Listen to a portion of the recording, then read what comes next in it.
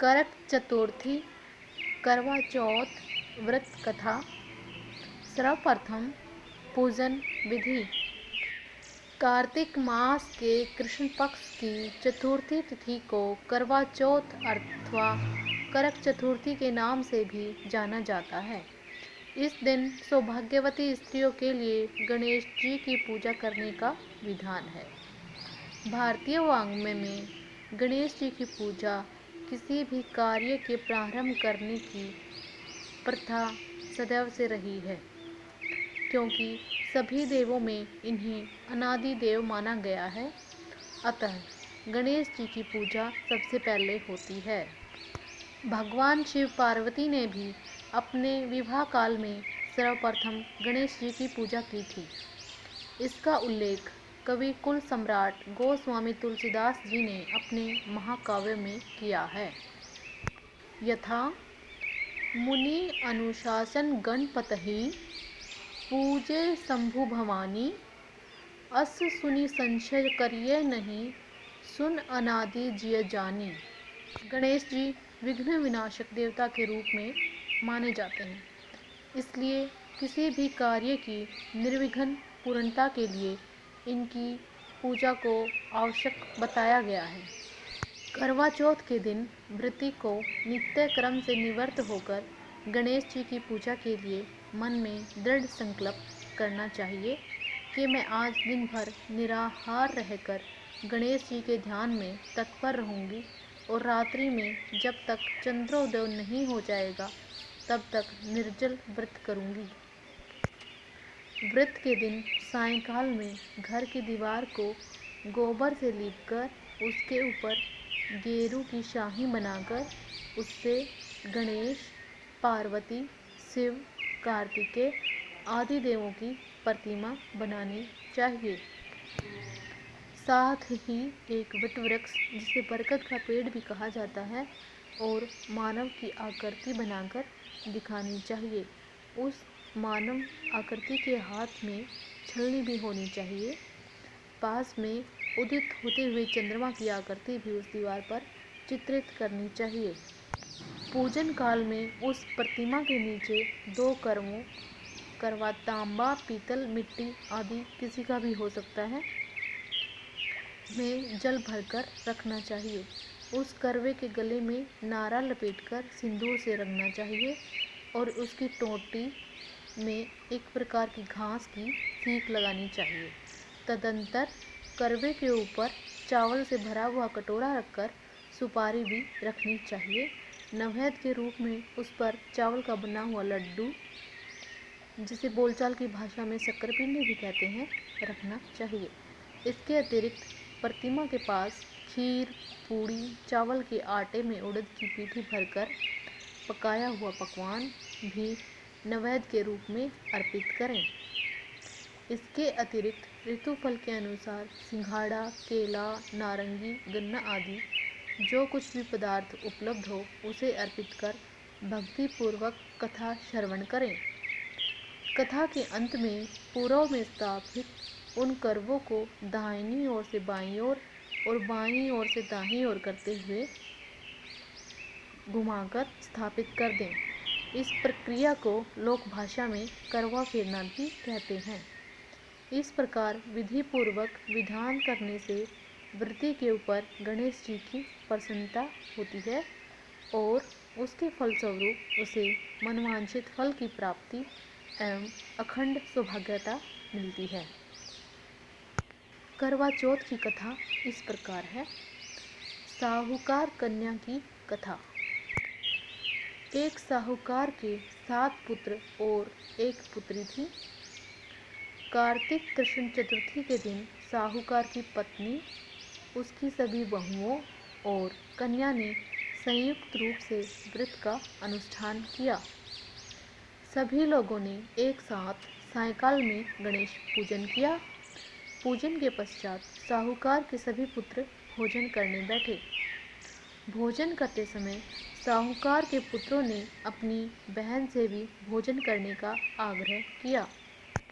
बहन ने उत्तर दिया कि तुम सब लोग भोजन कर लो, मैं चंद्र उदय होने के पश्चात ही अर्घ्य देकर भोजन ग्रहण करूंगी।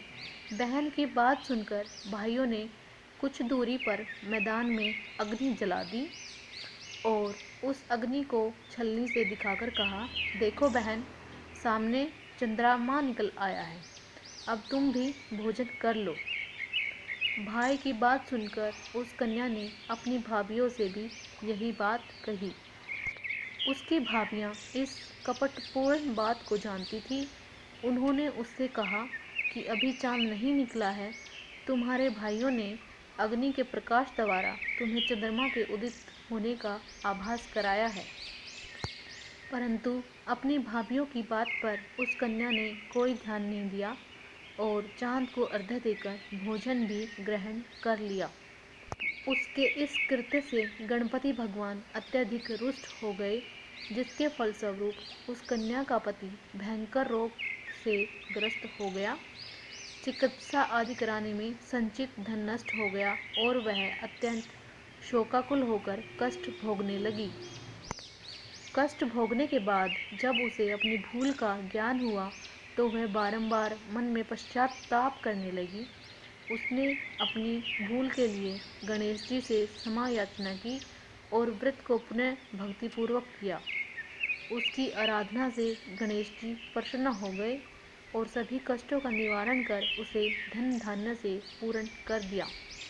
अतएव इस व्रत को जो भी प्राणी विधि पूर्वक संपन्न कर लेता है, उसकी सभी आशाएं पूरी हो जाती हैं। इस प्रकार कथा श्रवण करने के पश्चात चंद्र उदय हो जाने पर चंद्रदेव को अर्घ्य प्रदान करना चाहिए। अर्घ्य में जल, पुष्प, अक्षत, चंदन एवं ऋतु फल को अर्पण करना चाहिए। घी का दीपक जलाकर चंद्रदेव को दिखाना चाहिए। अर्घ्य दान काल में ओम चंद्राय नमः इस मंत्र का उच्चारण भी करते रहना चाहिए। इसके अनंतर 4 बार परिक्रमा कर चंद्रदेव को दंडवत करें। इतना कर लेने के पश्चात घर में वृद्धजनों को भोजन कराकर स्वयं भोजन करें। पूजा काल में अर्पित किए गए नैवेद्य आदि को ब्राह्मणों को दान कर देना चाहिए। इस प्रकार भक्ति भाव से जो लोग इस चतुर्थी व्रत को करते हैं, उनकी सभी मनोकामनाएं पूर्ण हो जाती हैं।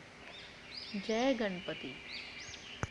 श्री गणेश जी की आरती।